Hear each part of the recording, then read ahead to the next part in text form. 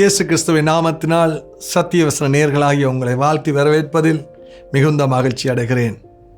மீண்டும் ஒரு விசை உங்கள் ஒவ்வொருவரோடையும் கடவுளுடைய வார்த்தையை பேசுவதற்கு கிடைத்த வாய்ப்புக்காக நன்றி செலுத்துகிறேன். ஒரு வழி, 2 விளைவுகள்.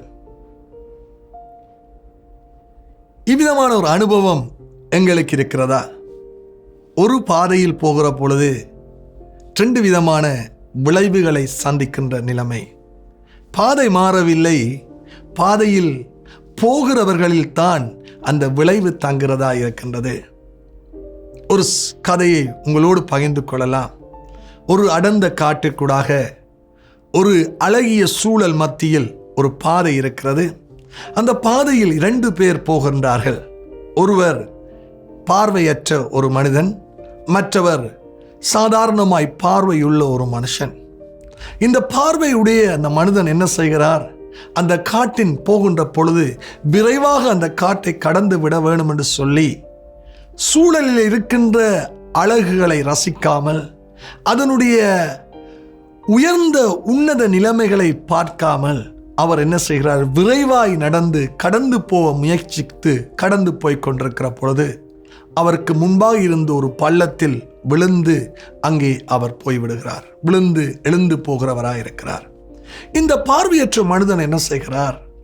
அவர் அந்த பாதையிலே தன்னுடைய அடுத்த அடிகளை கவனமாக எடுத்து வைத்து அங்கே ஏற்படுத்துகின்ற ஒலிகளை கவனமாய் செவி கொடுத்து அங்கே இருக்கின்ற சத்தங்கள், அருவிகள், இவைகளுடைய காரியங்களை ஒலிகளுக்கூடாக அதை ரசித்து கொண்டு அவர் அங்கே அந்த பாதையை கவனமாய் கடந்து அங்கே சென்று விடுகிறார்கள்.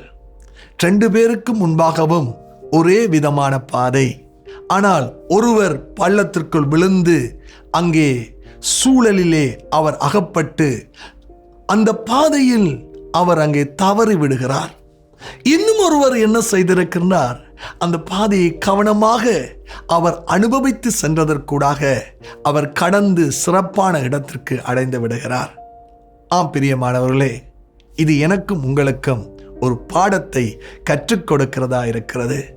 பல நேரங்களில் எங்களுக்கு எல்லாருக்கும் முன்பாகவும் ஒரே விதமான ஆசீர்வாதங்கள் நிறைந்த, நன்மைகள் நிறைந்த, சவால்கள் நிறைந்த வழிகள் எல்லாம் ஒரே மாதிரியாக பல நேரங்களிலே எல்லாருக்கும் இருக்கின்றது. ஆனால் அந்த பாதையில், சாதாரணமான அந்த வழியிலே நாங்கள் எப்படி பயணிக்கிறோம் என்பதிலே தான் அதனுடைய வெற்றியும் தோல்வியும் அமைந்திருக்கிறதை நாங்கள் காணக்கூடியதாக இருக்கின்றது. வேதாகமத்தில் கூட ஓசியா புஸ்தகத்தில் இவ்விதமாக இந்த வார்த்தைகள் அங்கே எழுதப்பட்டவைகளாக இருக்கிறது. ஓசியா 14வது அதிகாரம் 9வது வசனம், இவைகளை உணரத்தக்க ஞானம் உள்ளவன் யார்?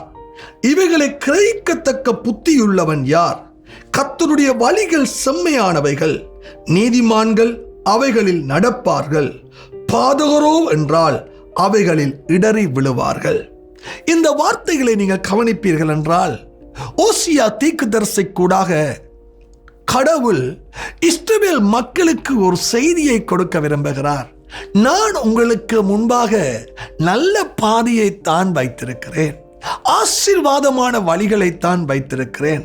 அதிலே மேடுகள், பள்ளங்கள் இருக்கும் என்றாலும் அவற்றை என்னுடைய துணையோடு நீங்கள் கடப்பீர்கள் என்றால் அங்கே ஆசீர்வாதம் நிறைந்த ஒரு வாழ்க்கை, சமாதானம் நிறைந்த ஒரு வாழ்க்கை, ஒரு நிம்மதியான ஒரு வாழ்க்கை தான் இருக்கிறது.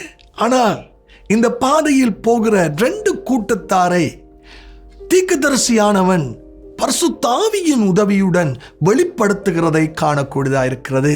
ஒன்று நீதிமான்கள் என்று சொல்லப்படுகிற ஒரு கூட்டத்தார், இன்னும் ஒரு கூட்டத்தார் யார்? பாதகர்கள் என்று சொல்லப்படுகிற கூட்டத்தார்.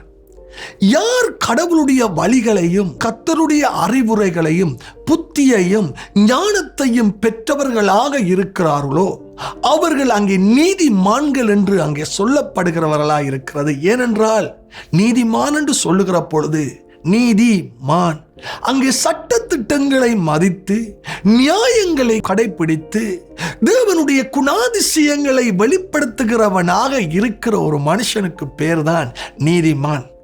ஆம், எங்களுடைய சமுதாயத்திலும் கூட யாரை நானும் நீங்களும் நீதிமான் என்று சொல்லுகிறோம். இப்படிப்பட்டவர்கள் அந்த கடவுளுடைய பாதையிலே போகின்ற பொழுது அது அவர்களுக்கு ஆசீர்வாதம் ஒன்றாகவே மாறுகிறதா இருக்கிறது.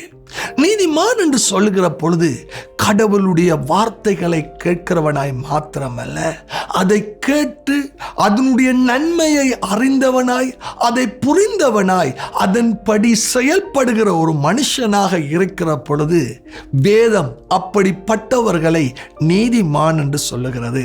அவர்கள் கடவுளுடைய பாதையிலே என்ன செய்வார்களாம்? அவர்கள் நடந்து போய் அதனுடைய நன்மையை அனுபவிப்பார்களாம். அந்த கண் பார்வையற்ற மனிதன் அந்த பாதை எப்படிப்பட்டதென்று தெரியாவிட்டாலும் அவனுக்குள்ளே நீதிமான் அந்த காரியங்களை அவதானித்தபடியினால், அந்த ஒலிகளை அவதானித்தபடியினால், அந்த காரியங்களை அவதானத்துக்குள் எடுத்துக்கொண்டபடியினால் அவன் என்னவா செய்யக்கூடியதா இருந்தது? அந்த பாதையை சிறப்பாய் கடக்கக்கூடியதா இருந்தது. ஆனால் பாதகர்கள் என்று சொல்லப்படுகிறவர்கள் யார்? இவர்கள் கடவுளுடைய சட்ட திட்டங்களையும் ஒழுங்குகளையும் கடவுள் கொடுத்த அறிவுரைகளையும் அவருடைய அறிவையும் பெற்றுக்கொள்ளாதவர்களும் அவருடைய அறிவை செயல்முறை ரீதியாக மாற்றாதவர்களுமாக இருக்கிறவர்கள் பாதகர்கள் என்று சொல்லப்படுகிற ஒரு கூட்டத்துக்குள் அங்கே கொண்டு வரப்படுகிறார்கள். இவர்கள் என்ன செய்வார்களாம்? அந்த பாதையிலே இடறி விழுவார்களாம். இடறுதல் என்றால் என்ன? நாங்கள் ஒரு வீதியிலே நடக்கிற பொழுது சில வேளைகளிலே கற்கள் ஏதாவது ஒரு பொருளை தட்டுப்பட்டு விழுந்து விடுவோம். அதுதான் இடறி விழுதல். தெரிந்து கொண்டல்ல, தெரியாமல் அதனுடைய தெளிவு எங்களுக்கு இல்லாமல் இருக்கிற பொழுது தடக்கி விழுந்து விடுகிறவர்களாக இருக்கிறோம்.